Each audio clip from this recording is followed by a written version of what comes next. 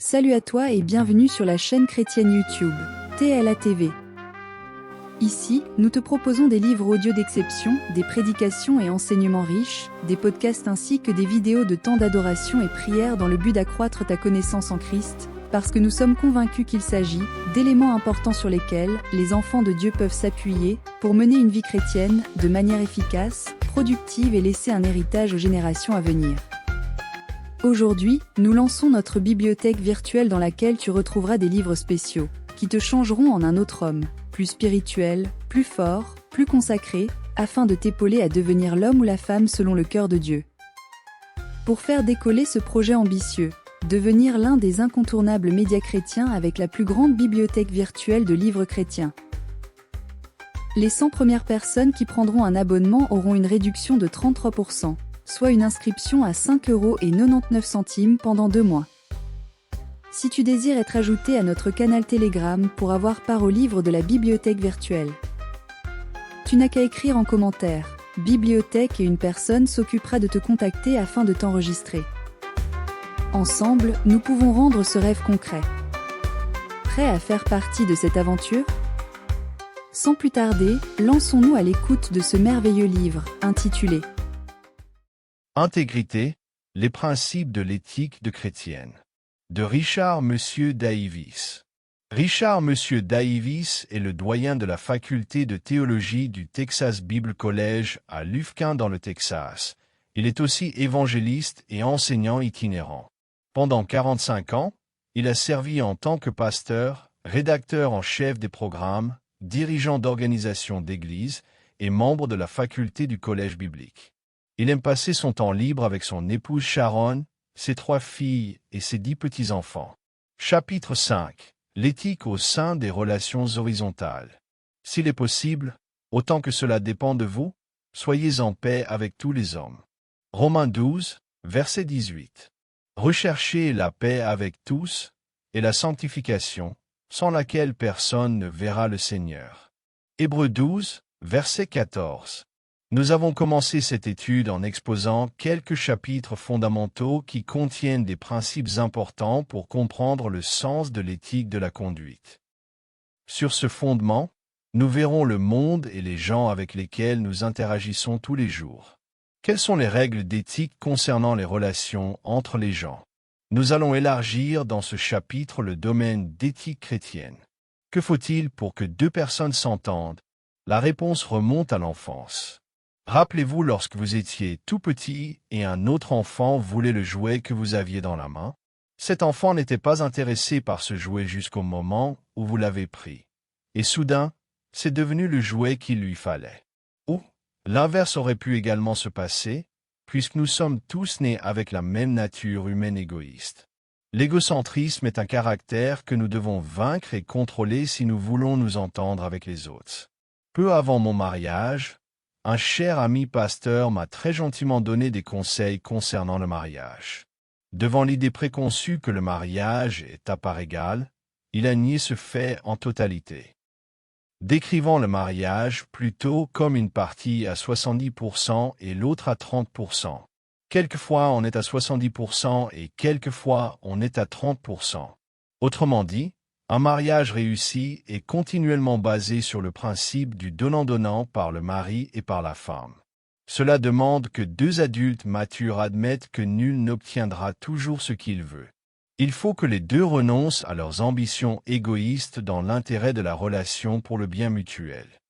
Paul a dit de cette façon aux Philippiens, « Ne faites rien par esprit de parti ou par vaine gloire, mais que l'humilité vous fasse regarder les autres comme étant au-dessus de vous-même. » Que chacun de vous, au lieu de considérer ses propres intérêts, considère aussi ceux des autres. Philippiens chapitre 2, versets 3 à 4. Paul a continué en les exhortant à avoir l'esprit de Jésus-Christ.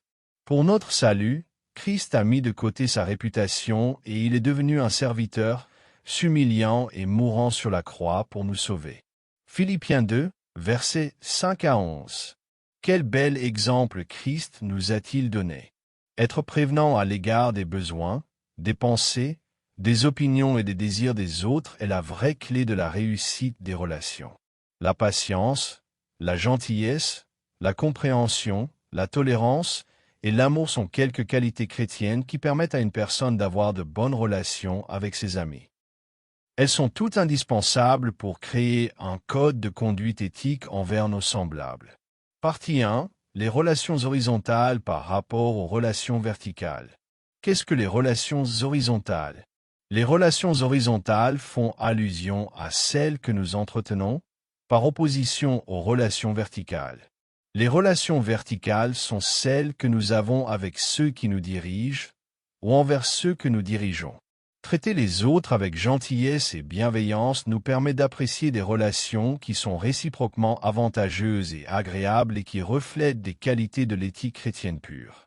Alors que plusieurs principes de conduite éthique sont identiques, nous allons examiner dans ce chapitre principalement les relations horizontales, celles avec notre entourage.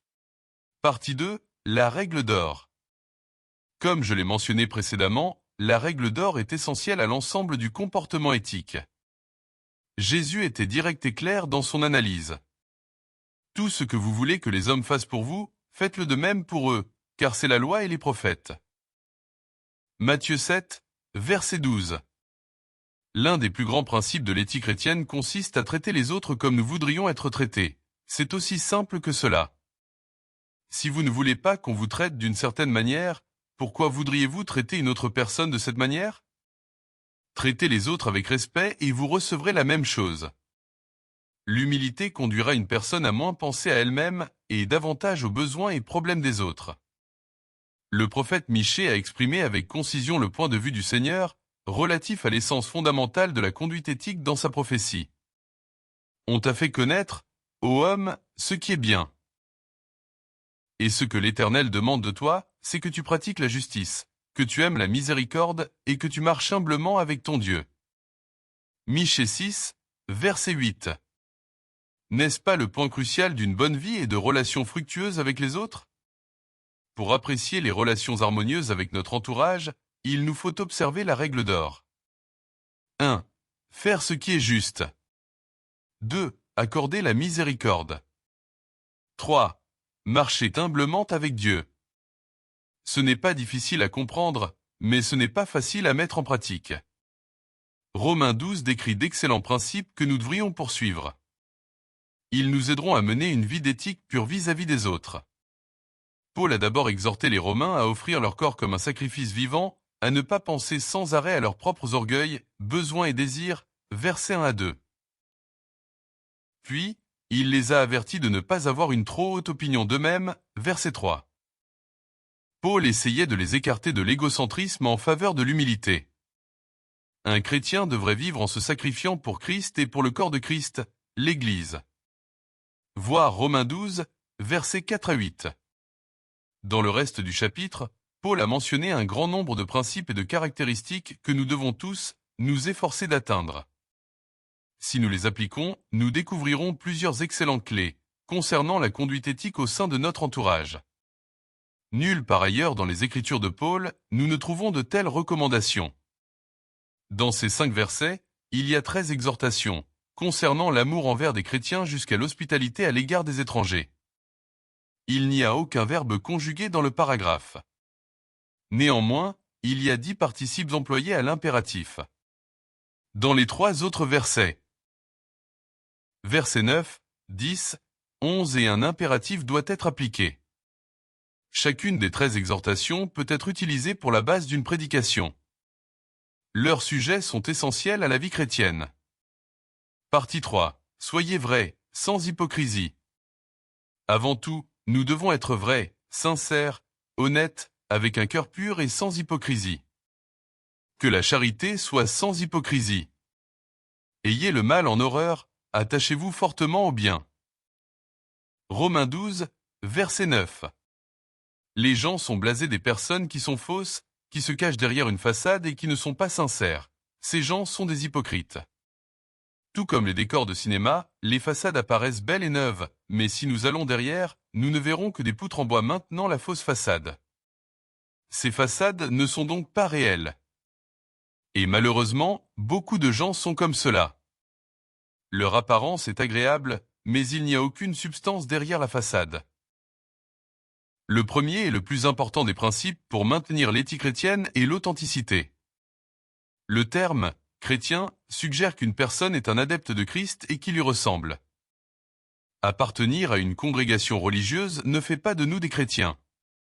C'est modeler notre vie sur l'exemple de Jésus-Christ et reconnaître le salut qu'il a pourvu qui fait de nous des chrétiens. Il faut que nous soyons réels, authentiques, sincères, car les autres peuvent détecter notre hypocrisie si nous ne sommes pas vrais. Comme l'a dit Theodore Roosevelt, les gens ne se soucient guère de ce que vous savez jusqu'au moment où ils savent combien vous vous souciez d'eux.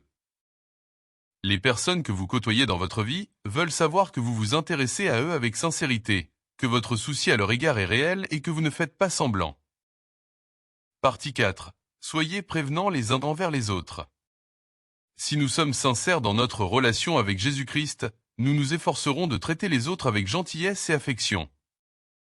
Paul a écrit : Par amour fraternel, soyez pleins d'affection les uns pour les autres. Par honneur, usez de prévenance réciproque. Romains 12, verset 10. Nous sommes prompts à nous demander « Qu'est-ce que je gagne ?» et nous sommes lents à voir les besoins et les problèmes des autres. C'est la nature humaine. Ceci peut être dû à l'instinct de survie que Dieu nous a donné. En tant que chrétiens, nous avons une nouvelle nature supérieure à la nature humaine. Il s'agit d'une nature qui se soucie des autres, qui fait passer les autres avant nos propres ambitions égoïstes. Tu ne te vengeras point, et tu ne garderas point de rancune contre les enfants de ton peuple. Tu aimeras ton prochain comme toi-même. Je suis l'Éternel. Lévitique 19, verset 18. Que personne ne cherche son propre intérêt, mais que chacun cherche celui d'autrui. 1 Corinthiens 10, verset 24. L'apôtre Paul adresse encore ces mots à ses mêmes contemporains au sujet de la charité. Elle ne fait rien de malhonnête, elle ne cherche point son intérêt, elle ne s'irrite point, elle ne soupçonne point le mal. Et 1 Corinthiens 13, verset 5. Être patient avec les faiblesses des autres et s'occuper des besoins d'autrui produit de l'harmonie dans nos relations. Nous qui sommes forts, nous devons porter les faiblesses de ceux qui ne le sont pas, sans chercher notre propre satisfaction. Que chacun de nous recherche la satisfaction de son prochain pour le bien de celui-ci, en vue de l'aider à grandir dans la foi. Car Christ n'a pas cherché sa propre satisfaction, mais il a dit, comme le déclare l'Écriture, « Les insultes des hommes qui t'insultent sont retombées sur moi. » Or tout ce qui a été consigné autrefois dans l'Écriture l'a été pour nous instruire, afin que la patience et l'encouragement qu'apporte l'Écriture produisent en nous l'espérance. Que Dieu, source de toute patience et de tout encouragement, vous donne de vivre en plein accord les uns avec les autres, conformément à l'enseignement de Jésus-Christ. Romains 15, versets 1 à 5, version Semeur. Partie 5. Soyez diligents et fervents. Lorsqu'il s'agit de gérer des affaires et de développer des relations saines, la diligence et la ferveur cultiveront le respect parmi ceux avec qui nous nous associons. Les gens n'aiment pas négocier avec des personnes paresseuses, négligées, indolentes dans leurs pratiques commerciales ou dans leurs attitudes. Il est donc important d'être une personne travailleuse, appliquée, minutieuse, entreprenante et régulière. Ce qui mérite d'être fait, mérite d'être bien fait. Il n'y a pas d'excuse à la léthargie et la négligence en ce qui concerne la conduite des affaires et le développement des relations éthiques. Je connais un homme qui portait une montre automatique. Cette montre se remontait d'elle-même par les mouvements du corps de l'homme. Son patron, pour rigoler, l'a accusé d'être le seul homme qu'il connaissait avec une montre automatique qui risque de s'arrêter de fonctionner tout en étant à sa poignée. C'était une plaisanterie innocente, mais la leçon est claire. Nous devons être assidus et occupés à notre travail. Partie 6. Soyez toujours dans un état de prière. Il est difficile pour une personne qui est régulièrement et quotidiennement en communion avec Jésus-Christ d'être brusque, désagréable ou indifférente à l'égard des autres. Il n'est pas impossible, mais c'est néanmoins difficile. Nous trébuchons tous et n'arrivons pas toujours à vivre à la hauteur de nos idéaux. Mais, nous réalisons immédiatement que notre conduite ne représente pas l'Esprit de Christ. Passer du temps dans la présence du Seigneur nous humilie et nous rend conscients de la fragilité humaine et des besoins importants des autres. Ce monde rencontrera ses difficultés selon Jean 16, verset 33, mais le croyant doit être inébranlable durant ce temps de tribulation. La réalité que la vie est, dans une certaine mesure, un parcours d'obstacles évite qu'une personne soit surprise quand les choses ne se passent pas comme prévu. Il faut supporter les afflictions avec patience. Et la source de l'aide spirituelle durant ces périodes est la prière. Paul a conseillé à ses lecteurs en disant ceci, « Persévérer dans la prière ». Barclay a dit, « Nul ne doit être surpris quand la vie s'effondre s'il tient à la vivre seul ». La plupart des chrétiens confesseront qu'il est difficile de maintenir une vie régulière et efficace dans la prière. Ce n'est pas dur de discerner la raison. Si Satan réussit à nous écarter de Dieu, il n'aura pas à craindre que nous causions des problèmes à son royaume maléfique. Être dans la prière aligne nos cœurs et nos esprits avec ceux du Seigneur, et cela nous permet d'apprécier et de pratiquer les dispositions les plus élevées de la conduite éthique. Une personne qui prie pense naturellement aux autres et veut glorifier le nom de Jésus-Christ. Par conséquent, sa conduite est authentique et honnête, charitable et prévenante envers tout le monde. Partie 14. Surmonter le mal par le bien. Paul a conclu son discours sur la bonne conduite éthique et les caractéristiques qui facilitent les bonnes relations avec notre entourage. Il a vivement conseillé aux Romains, « Ne te laisse pas vaincre par le mal, mais surmonte le mal par le bien ». Romains 12, verset 17. Un facteur clé pour avoir de bonnes relations avec les autres, c'est la maîtrise du mal par le bien. Les caractéristiques et les principes mentionnés dans Romains 12, qui sont fortifiés par le Saint-Esprit, nous aideront à l'accomplir. Si seulement nous traitons tout le monde avec la même sincérité, honnêteté, gentillesse, sensibilité et patience, évitant l'arrogance et la vanité, nous ne manquerons jamais d'amis. Nos relations peuvent être exactement comme le Seigneur les a conçues et a désiré qu'elles soient, avec une conduite franche et éthique en toutes choses.